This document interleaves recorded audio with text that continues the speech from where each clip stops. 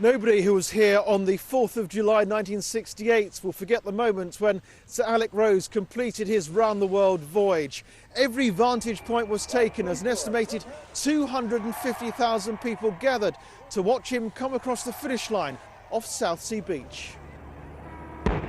It was an outpouring of national joy. He'd shown great determination to complete his solo voyage, and the huge welcome home reflected the size of his achievement. This previously unbroadcast cinefilm of the historic event was loaned to BBC South Today by Dave Clark. It was recorded by his late mother Jean Clark, who worked for the Lord Mayor and had special access to the area where Alec Rose arrived. The very next day, he was knighted by the Queen.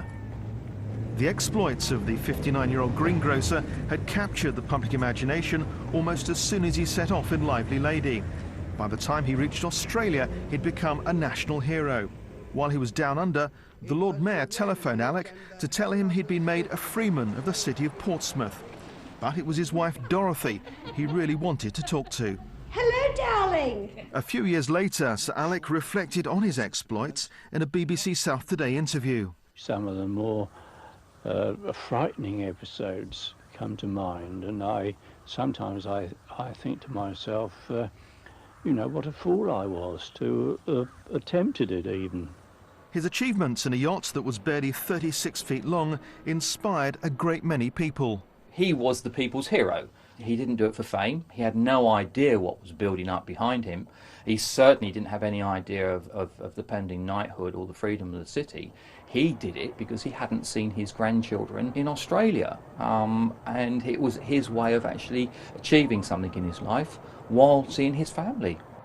With Sir Alec at the helm, Lively Lady covered tens of thousands of miles across the world's oceans. She's now 62 years old. And this grand old lady of the high seas is getting a makeover from a new generation inspired by the story. Between 2006 and 2008, Alan Priddy skippered Lively Lady on a round-the-world voyage. 34 disadvantaged youngsters took part in the circumnavigation. She'll now be looked after by Alan's Sail Training Charity, which has been granted a 25-year lease on the yacht.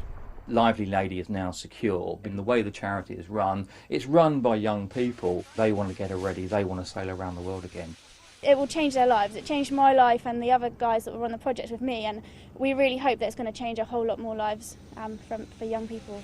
It just is the best boat. I just love it to bits. Back in the 1960s, Sir Alec Rose rewrote the history books. Now his famous yacht is about to start a fresh chapter in her long career, helping to inspire a new generation of young seafarers. The greengrocer from Southsea has certainly left a huge legacy in his wake.